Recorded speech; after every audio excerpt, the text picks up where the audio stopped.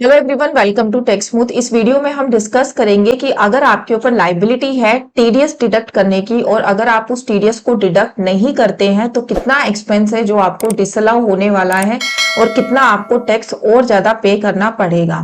कई बार ऐसा होता है कि हमारे ऊपर टीडीएस की लाइबिलिटी होती है, but due to lack of knowledge कि टीडीएस डिडक्ट करना चाहिए या नहीं करना चाहिए, या फिर हम टीडीएस नहीं डिडक्ट करते किसी ट्रांजेक्शन के ऊपर, तो ड्यूरिंग द ईयर तो उसका इम्पैक्ट हमें पता नहीं लगता है कि जब भी हमारी टैक्स ऑडिट स्टार्ट होती है, जो कि अभी हो रही है, तो उसमें उस टाइम पर हमें पता लगता है कि कितना हमें जो एक्सपेंस है वो डिसअलाउ करने वाला है हमारा ऑडिटर, जो कि एक मेजर अमाउंट भी हो सकता है। तो इसलिए आपको ये जानना बहुत जरूरी है कि अगर आपसे भी ऐसी कोई गलती हुई है तो आपका कितना टीडीएस का अमाउंट ऐसा है जो डिसअलाउ होने वाला है, कितना एक्सपेंडिचर आपकी इनकम में दोबारा से ऐड होने वाला है और आपको पे करना पड़ सकता है टैक्स उस एक्सपेंस अमाउंट के ऊपर। तो चलिए जल्दी से वीडियो को स्टार्ट कर लेते हैं। सबसे पहले आपको ये चेक करना होता है कि आपकी लाइबिलिटी टीडीएस डिडक्शन की है भी या नहीं है। देखिए, जितने भी हमारे कॉर्पोरेट्स हैं या पार्टनरशिप फर्म है, उनकी लाइबिलिटी तो टीडीएस डिडक्शन की हमेशा ही रहती है, अगर वो स्पेसिफाइड लिमिट जो हर एक टीडीएस की सेट की गई है उससे ज्यादा पेमेंट कर देते हैं। तो जैसे कि आपकी जो कॉन्ट्रैक्टर्स है उनकी लिमिट सेट की गई है कि आपने वन ट्रांजेक्शन में जो है 1 ट्रांजेक्शन में अगर आपने 30,000 पे कराया या ड्यूरिंग द ईयर आपने एक पर्टिकुलर पर्सन को 1 लाख से ज्यादा की पेमेंट कर दिया, तो आपको टीडीएस डिडक्ट करना होता है। सेम एज अगर मैं प्रोफेशनल बिल की बात करूं तो 30,000 की लिमिट उसके लिए सेट की गई है। तो अलग अलग सिनेरियो में जो है टीडीएस की अलग अलग लिमिट सेट की गई है कि आपको कितने रेट से डिडक्ट करना है, कब आपको डिडक्ट करना है, कितनी लिमिट हो जाने पर। तो ये आपको लिमिट्स पता होना बहुत ही ज्यादा जरूरी है। तो अगर आप एक कॉर्पोरेट एसएससी है या फिर पार्टनरशिप फर्म है, तो आपके केस में जैसे ही आप इस लिमिट को क्रॉस कर देते हैं आपके लिए टीडीएस डिडक्शन जो है मैंडेटरी हो जाता है। बट प्रॉब्लम आती है एक इंडिविजुअल को या फिर एक एचयूएफ को, उनको ये पता लगाना बहुत मुश्किल हो जाता है कि उनको टीडीएस की लायबिलिटी है या नहीं है, क्योंकि जो भी हमारे इंडिविजुअल बिजनेसेस हैं या फिर एचयूएफ के बिजनेसेस हैं वो इतने हाई स्केल पे यूजुअली नहीं होते हैं कि उनको टीडीएस काटना पड़े या उन्होंने 10 नंबर अप्लाई कर रखा हो। तो उस केस में गवर्नमेंट ने जो लिमिट सेट की है वो की है कि अगर आपका टैक्स ऑडिट होता है तो आपको टीडीएस काटना है, अदरवाइज आपके ऊपर लाइबिलिटी नहीं है टैक्स टीडीएस डिडक्शन की।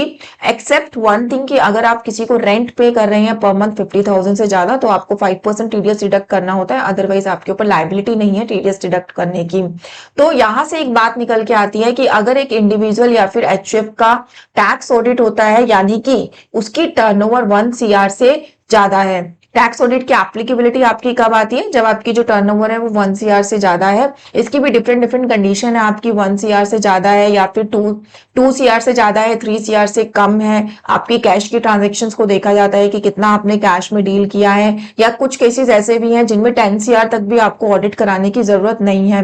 तो इसके लिए मैं आपको डेडिकेटली एक सेपरेट वीडियो दूंगी। यहाँ पे मैं ये डिस्कशन नहीं करूंगी कि कब आपको टैक्स ऑडिट कराना है या कब नहीं कराना है, यहाँ पर हम टीडीएस के बारे में बात कर रहे हैं। तो मैं एक छोटी सी बात आपको बता रही हूँ यहाँ पे कि अगर आपका टैक्स ऑडिट होता है तो आपके ऊपर भी लाइबिलिटी है टीडीएस डिडक्ट करने की, अगर आप एक पर्टिकुलर लिमिट के बाद सामने वाले को पेमेंट कर रहे हैं। तो जैसे कि मैंने अभी एग्जांपल दिया कि 194 सी यानी कि कॉन्ट्रैक्टर्स की पेमेंट अगर आप पूरे साल में 1 लाख से ज्यादा कर देते हैं तो, या फिर आप जो रेंट है वो 2,40,000 से ज्यादा पे कर रहे हैं, तो इसी तरीके से डिफरेंट डिफरेंट लिमिट्स हैं हर एक टैक्स डिडक्शन की। तो अगर आपकी लिमिट है टैक्स डिडक्ट होने की और आप टैक्स डिडक्ट नहीं करते तो कितना एक्सपेंस आपको डिसअलाउ होगा। या फिर ऐसा भी होता है कि आपने टैक्स तो डिडक्ट कर लिया बट आपने उसको टाइमली गवर्नमेंट के अकाउंट में जो है डिपॉजिट नहीं कराया, जो कि आपका टाइम क्या होता है, जिस मंथ में आपने टीडीएस डिडक्ट किया होता है उसके नेक्स्ट मंथ में 7 से पहले आपको जो है टीडीएस डिपॉजिट कराना होता है गवर्नमेंट अकाउंट में, और उसकी टीडीएस की एक रिटर्न जाती है आपकी क्वार्टरली, जो आपको रिटर्न फाइल करनी होती है। उसी रिटर्न के बाद जो है सामने वाले असेसी को जिसका आपने टीडीएस डिडक्ट किया है उसको जो है क्रेडिट मिलता है। तो ये आपका पूरा प्रोसीजर होता है टीडीएस डिडक्ट करने से लेकर रिटर्न फाइलिंग तक का। तो यहां पर हम इस वीडियो में क्या बात कर रहे थे कि अगर आपकी लाइबिलिटी नहीं है टीडीएस डिडक्ट करने की तो वहां पर तो कोई बात ही नहीं है, लाइबिलिटी अगर आपकी नहीं है। लेकिन अगर आपकी टीडीएस डिडक्ट करने की लाइबिलिटी है और आपने नहीं किया तो वहां पे आपके लिए जो है 2 सिनेरियो क्रिएट होते हैं। पहली बात, आपने डिडक्ट कर लिया, दूसरी बात आपने डिडक्ट नहीं किया।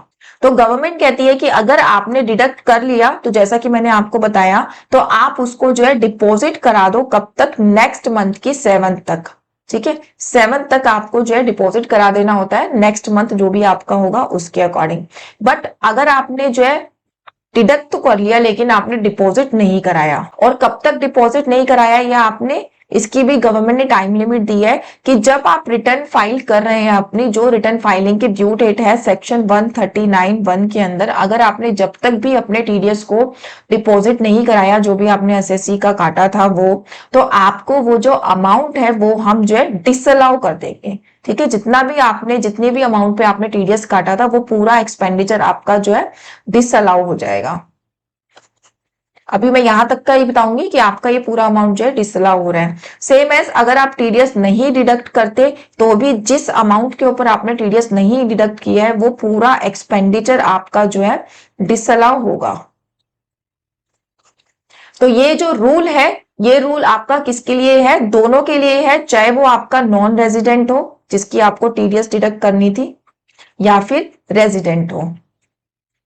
दोनों के लिए ही ये रूल लाया गया कि चाहे आपने पेमेंट जिसको करी है वो नॉन रेजिडेंट है या रेजिडेंट है, दोनों का जो एक्सपेंडिचर है डिसअलाउ हो जाएगा अगर आपने टीडीएस डिडक्ट नहीं किया, या फिर करने के बाद भी आपने रिटर्न फाइलिंग की ड्यू डेट से पहले पहले उसको डिपॉजिट नहीं कराया। तो रिटर्न फाइलिंग की आपकी ड्यू डेट क्या होती है? अगर आपकी जो, अगर आप नॉर्मल एसएससी आपका ऑडिट नहीं होता तो 31 जुलाई है, अगर आपका ऑडिट होता है तो आपकी जो ड्यू डेट है वो आपकी 31 अक्टूबर। ठीक है, ये क्लियर हो गया। चाहे आप रेजिडेंट है, रेजिडेंट को पेमेंट कर रहे हैं, नॉन रेजिडेंट को पे कर रहे हैं, 100% आपका डिसअलाउ हो जाएगा। अब एक इसमें चेंज आया कुछ टाइम पहले, पहले आपका 100% ही डिसअलाउ होता था, बट उससे क्या है, सेसिस को बहुत ज्यादा नाराजगी हुई कि आपने हमारी छोटी सी गलती में हमारा पूरा एक्सपेंडिचर डिसअलाउ कर दिया। तो वहां पर गवर्नमेंट ने क्या करा, एक रिलैक्सेशन दे दिया कि चलो ऐसा करते हैं कि अगर आपने नॉन रेजिडेंट को पेमेंट करी है तो ये तो उसके गवर्नमेंट की नजर में बहुत बड़ा आपने गुनाह कर दिया है, तो यहाँ पर तो हम आपका जो है 100% जो एक्सपेंस है वो डिसअलाउ कर देंगे। बट अगर आपने किसी रेजिडेंट को पेमेंट करी थी और वहां आप टीडीएस डिडक्ट करना भूल गए या फिर काट के भी आपने डिपॉजिट नहीं कराया टाइम पर, तो वहां पर आपका जो डिसअलाउ होगा वो होगा आपका 30%। 30% अमाउंट जो है हम आपका डिसअलाउ कर देंगे, जितना भी आपको टैक्स डिडक्ट करना था जिस एक्सपेंडिचर के ऊपर, उस एक्सपेंडिचर का। सेम एज अगर आप डिपॉजिट नहीं कराते वहां पर भी जो है 30% हम आपका जो एक्सपेंस है वो डिसअलाउ कर देंगे। और ये एक्सपेंस आपको कब अलाउ होगा? जिस ईयर में आप टीडीएस काटोगे और टाइमली जमा करा दोगे, उस ईयर में ये जो रिमेनिंग 30% अमाउंट है वो हम आपको अलाउ कर देंगे। बट नॉन रेजिडेंट के केस में तो आपको 100% ही डिसअलाउ होगा। जब ये रूल आया तो उसके अकॉर्डिंग बहुत सारे दिमाग में क्वेश्चंस भी रेज हुए, तो उसको मैं एक एग्जांपल के साथ समझा देती हूँ। चलिए इसको एक एग्जांपल के साथ समझ लेते हैं। लेट्स सपोज मिस्टर ए है, उसने जो है पेमेंट करी मिस्टर बी को। किस चीज की पेमेंट करी? कोई प्रोफेशनल सर्विस इन्होंने ली। ठीक है, प्रोफेशनल सर्विसेज पे आपको टीडीएस डिडक्ट करना चाहिए। कितनी ली? लेट्स सपोज उन्होंने 1 लाख रुपीस इनको पेमेंट करी है। इस 1 लाख के ऊपर आप इनको जो है 10% टीडीएस डिडक्ट करना चाहिए था, जो कि आपका सेक्शन 194 जे का सेक्शन है। बट मिस्टर ए इसको डिडक्ट करना भूल गए, यानी कि 1 लाख का जो 10% है, 10,000 अमाउंट टीडीएस डिडक्ट करना चाहिए था मिस्टर ए को, जो कि ये भूल गए। अगर ये अमाउंट ये भूल जाते हैं तो कितना अमाउंट इनको डिसअलाउ होगा? अगर मैं वो कैलकुलेट करूं तो यहाँ पर ये कंफ्यूजन है कि मुझे 10,000 का 30% कैलकुलेट करना चाहिए या 1 लाख का 30%। तो यहाँ पर मैं आपको क्लियर कर दूं, यहाँ पे आपका 1 लाख रुपीस का 30% यानी कि 30,000 रुपीस आपका जो है डिसअलाउ हो जाएगा, और सिर्फ 70,000 के ऊपर जो है आपको टैक्स सेव होगा। मतलब 70,000 आपको अलाउ है, 30,000 आपको डिसअलाउ है। और अगर आप स्लैब रेट 30% में आते हैं तो सीधा सीधा आपको 9,000 रुपीस का टैक्स पे करना पड़ेगा, जो कि पहले आपको पे नहीं करना पड़ता अगर आप इसका टीडीएस टाइमली डिपॉजिट करा देते। तो सेम एज अगर मैं सेम एग्जांपल लूं तो सेम एग्जांपल में ये मान लीजिए कि उसने 1 लाख रुपीस पर 10% टीडीएस डिडक्ट नहीं करा, उसको रेट का सही से पता नहीं था, उसको लगा कि मेरे को तो 1% ही टीडीएस डिडक्ट करना चाहिए था। उसने क्या करा, 1,000 रुपीस डिडक्ट कर लिया। तो उस केस में कितना एक्सपेंडिचर मिस्टर ए को डिसअलाउ होगा? तो उस केस में आप कैसा क्या करेंगे, एक प्रोपोर्शनेट बेसिस पर कैलकुलेशन करेंगे। 1,000 पे अगर आप 10% मान के चलें कि ये 10% टीडीएस डिडक्ट हुआ है, तो ये हो गया आपका कि 10,000 रुपीस के पेमेंट पर आपने टीडीएस को डिडक्ट किया है। तो 1 लाख पे आपको डिडक्ट करना चाहिए था, 10,000 पे आपने डिडक्ट कर लिया, रेस्ट अमाउंट हो गया आपका 90,000। 90,000 रुपीस का 70% आपको अलाउ होगा और 30% आपको जो है डिसअलाउ हो जाएगा। तो क्रक्स ऑफ द स्टोरी ये है कि आपको टीडीएस डिडक्ट करना चाहिए था, और अगर आप भूल जाते हैं करना तो 30% एक्सपेंडिचर ऐसा है जो आपको डिसअलाउ हो जाएगा। कुछ टाइम पहले तक 100% अमाउंट जो है डिसअलाउ हुआ करता था, बट अब लो में चेंज आ गया है। 30% आपको डिसअलाउ होगा और उस ईयर में अलाउ होगा जिस ईयर में कि आपको पेमेंट आप करने जा रहे हैं। तो अगर आपका टैक्स ऑडिट होता है तो ऑडिटर को ये चीज रिपोर्ट करनी होती है अपनी टैक्स ऑडिट रिपोर्ट में, और कहाँ रिपोर्ट करनी होती है वो भी मैं आपसे डिस्कस कर लेती हूँ। ये मैंने एक ऑडिट रिपोर्ट आपके सामने खोल के रखी है। ऑडिट रिपोर्ट में एक क्लॉज नंबर 21 में हमारी ये रिपोर्टिंग होती है। ऑडिट रिपोर्ट के अंदर इसको 2 पार्ट्स में डिवाइड किया गया है, payment to non resident and payment to resident. Payment to non resident को भी फर्दर 2 पार्ट्स में डिवाइड किया है। Detail of payment on which tax is not deducted, further detail of payment on which tax has been deducted but not paid on and before the due date specified in subsection 139(1). subsection 139(1) में जो due date दी गई है that is 31 अक्टूबर। 31 अक्टूबर से पहले सारे audit केट्स की income tax की return upload हो जानी चाहिए। तो 30 उस डेट से पहले अगर आपने इसकी पेमेंट नहीं कराई तो आपने यहाँ मेंशन करना है। अगर आपने पेमेंट डिडक्ट ही नहीं की है तो आपको यहाँ मेंशन करना है। और यहाँ पर आपका कौन सा है, ये नॉन रेजिडेंट है तो 100% अमाउंट आपका डिसअलाउ हो जाएगा। कैसे कैसे आपको मेंशन करना है ये देखिए, मैंने इसको है ना खोल के रखा है। यहाँ पे आपको क्या क्या डालना होता है, डेट ऑफ पेमेंट, किस डेट पे आपने पेमेंट करी है, कितने अमाउंट की आपको पेमेंट करी है आपने, क्या नेचर था, आपने प्रोफेशनल पेमेंट करी है, कॉन्ट्रेक्चुअल पेमेंट करी है, रेंट पेमेंट करी है, किस तरीके की पेमेंट करी है वो मेंशन करना है। किसको पेमेंट करी है उसका नाम आएगा, उसका पैन नंबर आएगा, आधार नंबर आएगा। ये दोनों फील्ड्स जो है मैंडेटरी नहीं है, आप इसको इग्नोर कर सकते हैं। जिसपे स्टार है आपका रेड कलर का वो आपकी मैंडेटरी फील्ड्स है। देन आपको कंट्री मेंशन करनी है क्योंकि एक नॉन रेजिडेंट की फील्ड है, यहाँ पे कंट्री भी आपको मेंशन करनी है, उसका एड्रेस मेंशन करना है, जिप कोड मेंशन करना है और इस एंट्री को जो है ऐड कर देना है। यहाँ से आप जितना चाहे उतनी एंट्रीज ऐड कर सकते हैं आपकी अगर मोर देन 1 ट्रांजेक्शन है तो। सेम एज नॉन रेजिडेंट की अगर आपने पेमेंट तो कर ली है लेकिन आपने उसको डिपॉजिट नहीं कराया है तो यहाँ से आपको जो है उसकी एंट्रीज को ऐड करना होता है। यहाँ पर भी ऑलमोस्ट सेम इंफॉर्मेशन ये है कि कब आपने पेमेंट करी है, कितने अमाउंट की करी है, किसको करी है, उसका नाम, पैन नंबर, सब कुछ यहाँ पे जो है मेंशन होगा। इसी तरीके से पार्ट 2 में आपका आता है रेजिडेंट का, कि आपने अगर पेमेंट करी है रेजिडेंट को तो detail of payment on which tax is not deducted, यहाँ पे आपको रेजिडेंट का स्टेटस देना है। इसमें आपको 30% अलाउ हो जाती है, सॉरी 70% अलाउ होता है, 30% डिसअलाउ होता है। बट यहाँ पर जो आप पेमेंट डालेंगे वो आप टोटल ही डालेंगे, अलाउ हो रही है या फिर डिसअलाउ हो रही है वो वाली पेमेंट नहीं डालेंगे, यहाँ पे टोटल पेमेंट आपकी डालेंगे। मेरे एग्जाम्पल के अकॉर्डिंग आपको 1 लाख पे टीडीएस डिडक्ट करना था तो आपको यहाँ पे 1 लाख रुपीज ही डालनी है। उसकी क्या नेचर है वो मेंशन करना है, किसको आप पेमेंट कर रहे हैं वो करना है।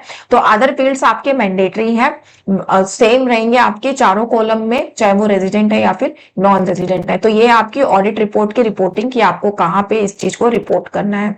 तो इसी तरीके से इस वीडियो को मैं यहीं पे कंक्लूड करती हूँ। नेक्स्ट वीडियो में हम एक और इंटरेस्टिंग टॉपिक लेके आएंगे, ऑडिट रिपोर्ट से रिलेटेड ही वो टॉपिक होगा क्योंकि आजकल ऑडिट रिपोर्ट्स हो रही हैं तो कहीं ना कहीं एसएससी को भी ये समझने में प्रॉब्लम आ रही है कि क्यों उसको इतना ज्यादा टैक्स पे करना पड़ रहा है, क्यों उनको एक्सपेंसेस ये सब जो है अलाउ नहीं हो रहे हैं। उनको ये नॉलेज होना बहुत जरूरी है सो दैट जो ईयर चल रहा है उसमें ये सेम प्रॉब्लम वो ना करें, ये सेम गलती ना करें और ये एक्सपेंस फिर से उनको डिसअलाउ ना हो जाए। तो thank you so much watching this video. इसी तरीके से टैक्स स्मूथ को फॉलो करते रहिए और बहुत सारी नॉलेजेबल वीडियो देखते रहिए। Thank you so much, take care, bye bye.